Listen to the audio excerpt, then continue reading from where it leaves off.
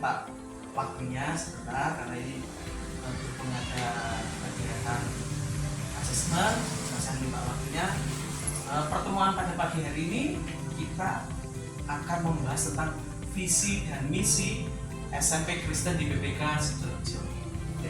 Panjenengan tahu bahwa setiap satuan pendidikan itu pasti mempunyai visi dan misi.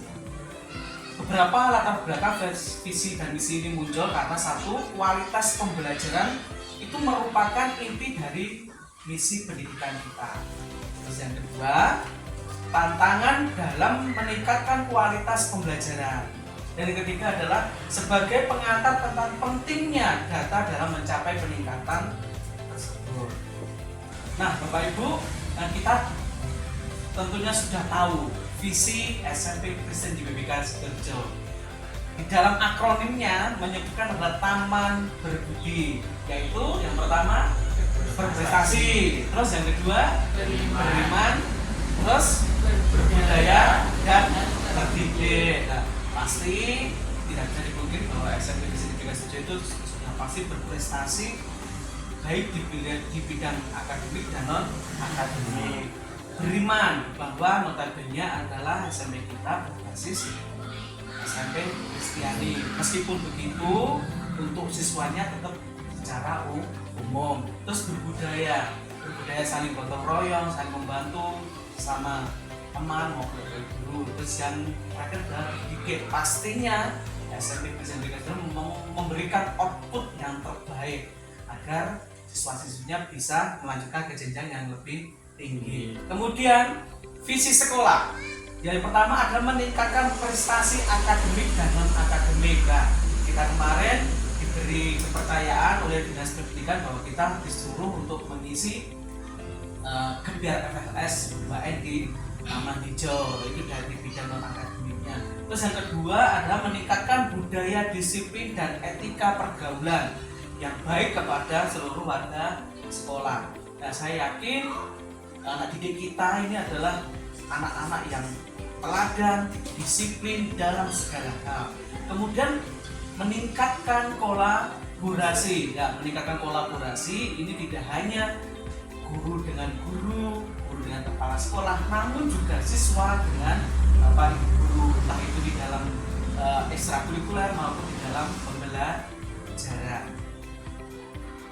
Kemudian ketika kita memperoleh siswa, kita harus mengetahui cara belajarnya atau gaya belajarnya. Yang pertama adalah dengan cara kualitas pembelajaran dalam bentuk data. Mengapa data ini dapat membantu mengidentifikasi kekuatan dan kelemahan siswa? Karena apa? Makanya setiap pembelajaran, sebelum pembelajaran dimulai, pasti ada yang namanya assessment. Jadi kita bisa mengetahui siswa ini termasuk ke dalam visual atau audiovisual atau kinestetik. Nah, kemudian adalah meningkatkan personalisasi pembelajaran yang lebih baik. Jadi Bapak Ibu itu harus terus berinovasi untuk melaksanakan pembelajaran. Jadi tidak hanya monoton, tidak ada lagi dengan cara berceramah. Kemudian mendukung pengambilan keputusan berbasis bukti. Jadi tidak hanya teori saja, tapi teori juga diterapkan dan kita sudah harus bisa mengetahui hasil yang lebih baik di akhir pembelajaran. Kemudian yang terakhir, pentingnya evaluasi dan perbaikan berkelanjutan. Jadi visi misi itu tidak hanya diam saja, tapi setiap tahun kita harus bisa memperbaiki dan perbaikannya lebih baik. Yaitu yang pertama caranya adalah menggunakan data yang terus diperbaiki dan meningkatkan pelan pembelajaran. Nanti Pak Iko dan Pak Nino, saya harap bisa menjadi komunitas praktisi di SMP Kristen Sidoarjo untuk menggerakkan teman-teman gurunya untuk terus berinovasi dalam pembelajaran. Yang kedua adalah budaya pembelajaran yang berkelanjutan di sekolah.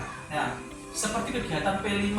Kegiatan P5 tidak hanya berhenti di satu pembelajaran saja, tapi bisa berkelanjutan ke tahap berikutnya.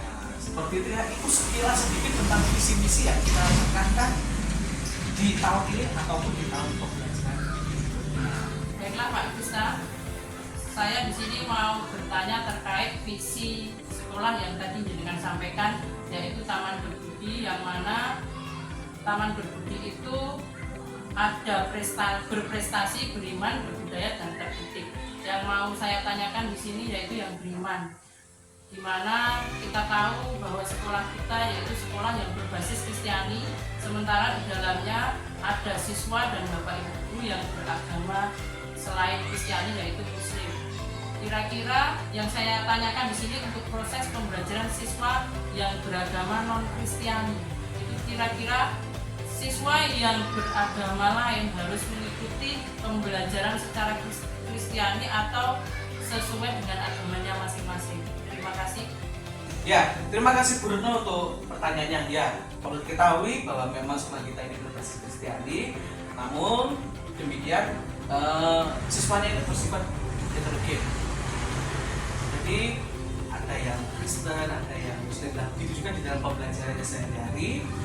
Karena memang di SMP Kristen Bekas ini ada guru Muslimnya, jadinya pembelajarannya juga mengikuti yang kepercayaannya ada sesuai dengan percaya. Kemudian setiap tahun bahwa SMP Kristen Bekas ini juga mengadakan kegiatan, apalagi pada bulan suci Ramadan ya, yaitu puasa.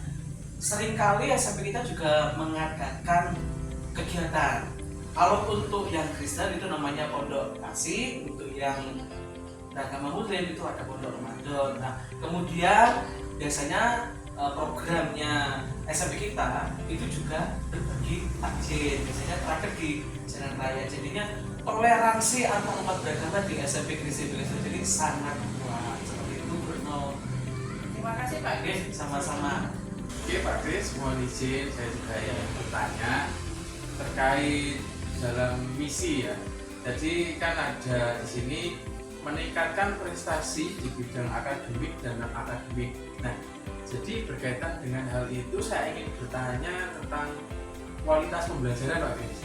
Nah, jadi adakah kiat-kiat khusus itu agar guru di sini itu dalam pembelajarannya inovatif atau kreatif seperti itu Pak Kris? Ya. Kira-kira bagaimana? Untuk kiat-kiatnya Pak Riko, nah ini Bapak Ibu Guru harus ditekankan dalam platform Merdeka Belajar atau PMM. Nah, di situ banyak sekali topik untuk pembelajaran, untuk berinovasi.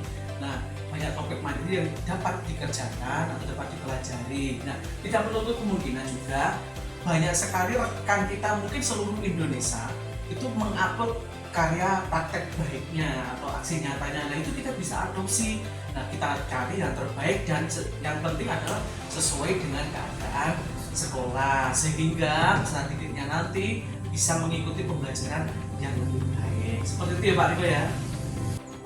Nah, terima kasih Pak Riko, Bu Retno, bahwa pertemuan kita pada pagi hari ini kita membahas tentang visi-misi SMP Kristen Bekas Bejo. Harapannya adalah visi misinya kita tetap berjalan dengan baik sehingga nanti kedepannya sesuai dengan harapan Bapak Ibu Guru ya, dan anak-anak juga harus semakin giat pembelajaran, Bapak Ibu Gurunya juga giat untuk terus berinovasi. Jangan lupa terus mengikuti pembelajaran di PMM karena itu akan membawakan hasil yang sangat maksimal. Seperti itu. Terima kasih sekali lagi Pak Riko, Bu Retno, kita bisa melanjutkan kegiatan